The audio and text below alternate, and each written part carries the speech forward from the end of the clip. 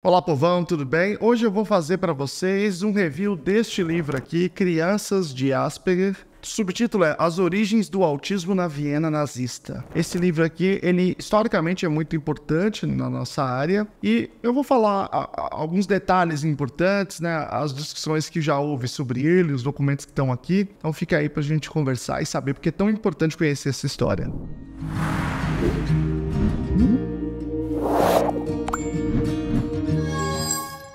Bom, vou me apresentar como sempre aqui. Meu nome é Luciano Lacerda, sou doutor em Educação, fiz o pós-doutoramento no Departamento de Psicologia da UFSCar, mas a minha primeira formação é História. Sou historiador, mestre em História. Portanto, esse tema, obviamente, é um tema que sempre é relevante para mim, ainda que não seja hoje minha área de pesquisa, né? É sempre um tema muito importante. E a primeira coisa que eu li, assim, mais relevante sobre História no campo do autismo foi este livro aqui, que eu acho que é o melhor, assim, disparado de todos. Outra Sintonia, a História do Autismo. Esse livro é espetacular.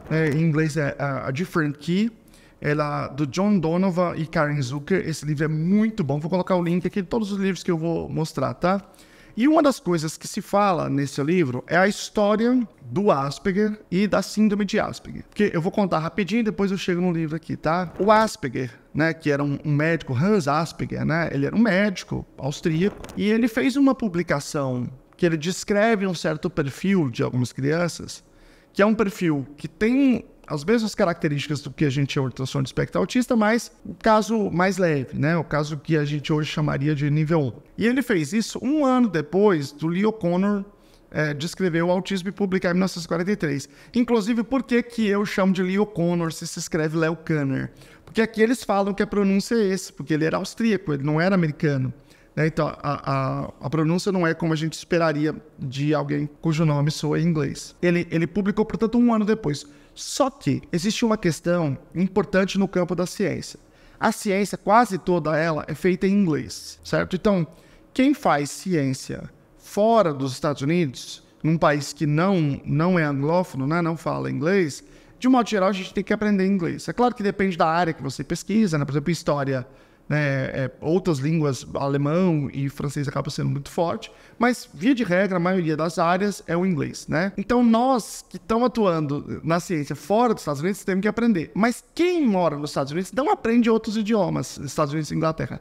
É muito difícil eles aprenderem, muito improvável, mesmo sendo cientista high level, assim, tem casos, mas é assim a exceção da exceção. De modo que uma coisa acaba circulando, um conhecimento acaba circulando, digamos assim, naquilo que é a ciência de mais alto nível, digamos assim, né, que mais influente, quando está publicado em inglês. E esse trabalho do Lee O'Connor estava em inglês, mas o do Asperger não. Ele estava em alemão. Portanto, ele só circulava naqueles países, né, que falam alemão. Os outros países que também trabalham com ciência, em geral, cada um fala o seu idioma, eu inglês. Então ele acabou ficando muito limitado, autocontido naquele contexto.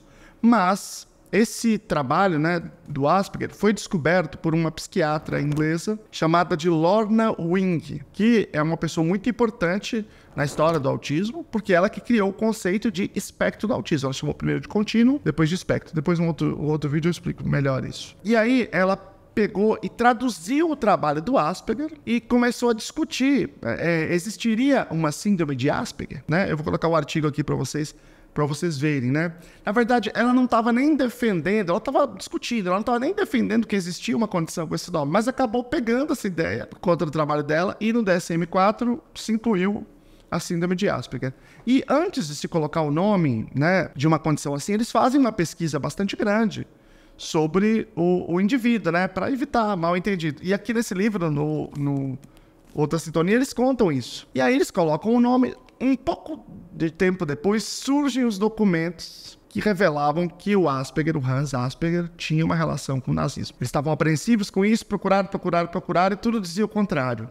E aí, esses documentos foram revelados e publicados. E é disso que se trata esse livro. Esse livro é um trabalho historiográfico importante, né? A história dele, a revelação desses documentos veio muito antes do livro.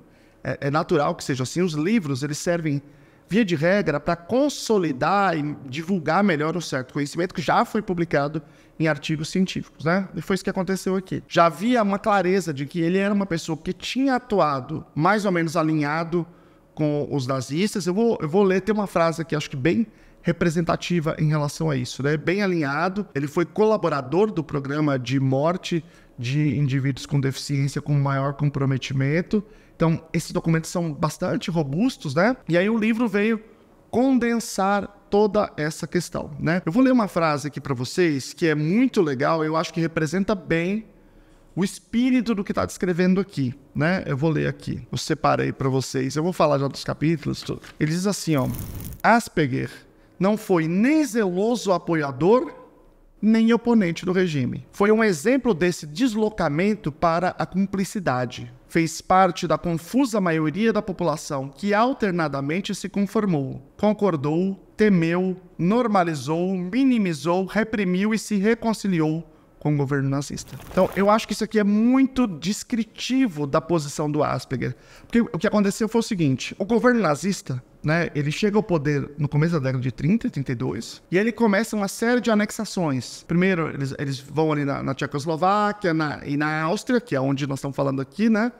O Ausschlag, eles vão anexando os Sudetos, né? Algumas áreas que têm população germânica, e depois eles ocupam toda a Áustria, e aí tem toda uma comoção na Europa, mas não era a Segunda Guerra Mundial ainda, tá? E aí depois, quando eles invadem a Polônia, que começa de fato a Segunda Guerra Mundial. Mas isso aconteceu desde antes da Segunda Guerra, a anexação da Áustria. Porque tinha um movimento que a gente chama de pan-germânico, porque os austríacos também eram germânicos. A Alemanha é um país recente, é um país de 1870, né? Então, aquela população que era mais ou menos similar em termos culturais, acabou se dividindo.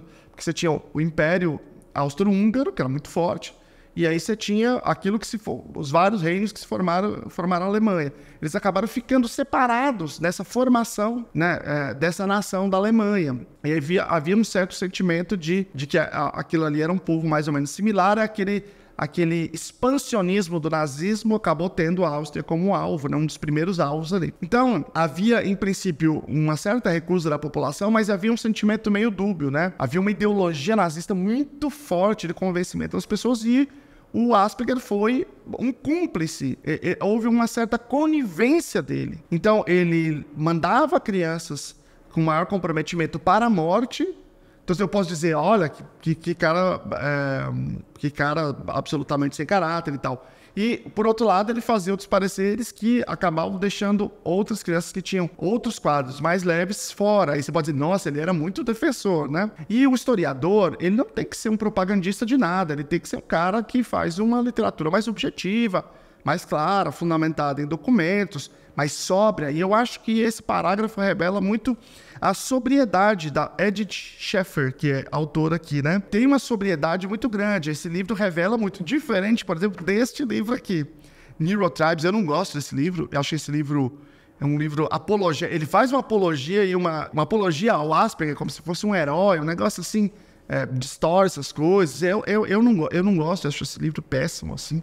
Existe todo um debate sobre esses dois livros, que eles têm uma proposta que tem certa similaridade. Esse aqui eu acho um livro incrível, esse eu acho um livro péssimo. É um livro, Neurotribes chama, né? É um livro, ele não tem essa sobriedade, ele tem uma marca mais ideológica muito forte, assim, né? Mas esse livro aqui, esse Crianças de Asperger, ele tem essa marca, assim, esse trabalho mais sério, mais cuidadoso, mais detalhista. Mas, na verdade, o que eu mais gostei nesse livro não foi nem tanto a descrição da construção desse conhecimento de que o Asperger era um cara conivente com o sistema nazista.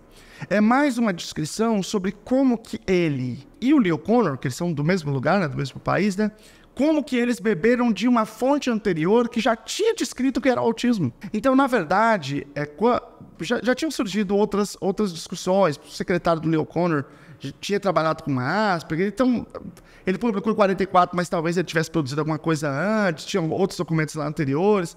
Então já havia um debate em relação a isso. Mas esse livro, ele mostra que essa expressão, por exemplo, né, crianças autistas e tal, já era utilizada no contexto clínico da Áustria, em certos hospitais, muito antes deles por outras pessoas antes deles começarem a atuar nesses lugares. Então já era uma construção ali que foi uma identificação histórica, muito mais coletiva do que individual desses dois sujeitos, e que eles fizeram uma outra elaboração e que eles acabaram publicando e ganhando essa publicidade maior. Mas é um conhecimento construído historicamente de uma maneira muito mais sólida nesses contextos, né? Olha, o termo autista já era utilizado na década de 30, né? E aqui tem uma parte interessante sobre isso. Michaels, né, também sugere o uso casual e partilhado do termo autístico em seu artigo de 1935, um autor que era ligado ao hospital.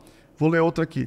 2 membros da Clínica de Educação Curativa, o médico George Frankl, não sei se é assim que fala, e a psicóloga Annie Wise, publicaram um artigo sobre crianças com tais características autísticas. Em 1934, Frankl descreveu aquelas que, abre aspas, cercadas por um grupo de outras crianças, não sentem a atmosfera e, portanto, não conseguem se adaptar, fecha aspas.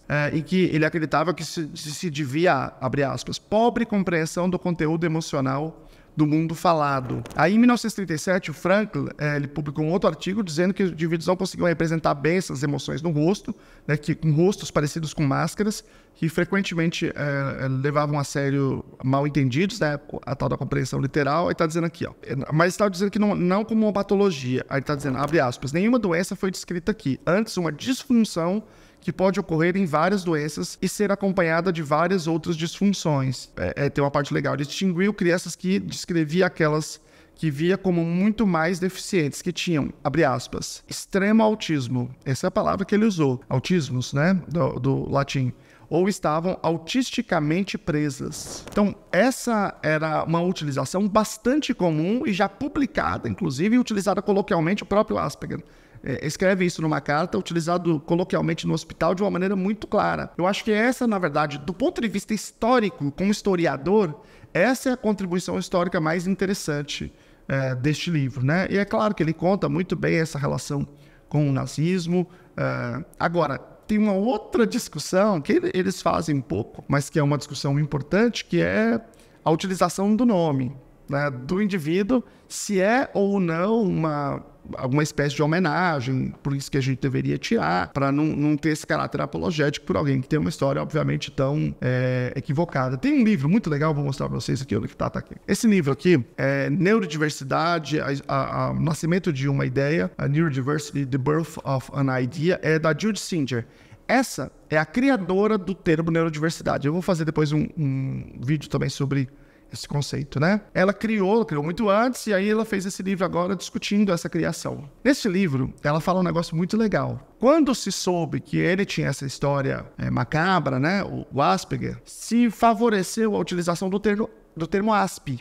ASP, que é uma espécie de uma abreviação, mas também é um outro termo que não remete a ele, né? Para aqueles indivíduos que têm aquela condição que a gente chamava de síndrome de Asperger. Eu vou colocar um vídeo aqui explicando essa condição. Depois vocês podem assistir outro vídeo. E aí ela diz assim, à medida que a gente sabe dessa história macabra, a gente não quer, obviamente, fazer homenagem para esse indivíduo, eu penso que a gente deveria utilizar o termo ASP, né, e fortalecer esse sentimento de comunidade em torno dessa nomenclatura. Porque a gente consegue agora, com a mudança do DSM, que ela está dizendo isso, né? Quando vira tudo transtorno do espectro autista, a gente pode se desvincular da nomenclatura médica e a gente pode fortalecer a nossa identidade. Não foi isso que aconteceu. No final das contas, pelo contrário, esse grupo que antes era considerado com síndrome de Asperger aderiu muito rápida e radicalmente ao conceito de transtorno do espectro autista. Eu vou até discutir isso também num outro vídeo que eu vou fazer sobre autismo não verbal, que eu acho que tem uma série de problemas em torno desse fenômeno, né? Mas não ocorreu. Mas eu achei muito interessante essa proposta dela de fortalecer especificamente essa identidade, né? E hoje não se tem mais nos manuais diagnósticos, né, nem no DSM, nem no CID novo, embora ainda se possa oferecer o diagnóstico de síndrome de Asperger, porque ainda está, a rigor, no Brasil, utilizando o CID-10. O Ministério da Saúde já disse que a utilização completa do CID-11, quando vai sair toda a tradução, tudo completo, é a partir de janeiro de 2025. Então, pode-se formalmente estar no diagnóstico presente ainda a síndrome de Asperger, mas em geral a gente não usa essa expressão, né, ela é difícil de ser utilizada, ela está entrando em desuso. Vou colocar também um outro vídeo aqui sobre autismo leve. Eu fiz explicando o que é o tal de autismo leve, qual é a semelhança e a diferença com o conceito de síndrome de Asperger, né? Mas tudo isso aconteceu em grande medida, né, também porque o Asperger entrou em desgraça, porque a gente levantou os documentos que mostraram que a história dele não era tão bonitinha como o Neurotribe estava contando, né? É uma história de uma certa conivência, essa é a melhor palavra, conivência com o regime nazista no contexto do Holocausto, contexto de extermínio de populações como, por exemplo, a população com deficiência. E eu vou deixar vocês aqui agora com 2 vídeos para vocês assistirem, tá? Um vídeo aqui sobre habilidades sociais e um vídeo aqui sobre autismo leve na adolescência. Espero que vocês gostem. Grande abraço.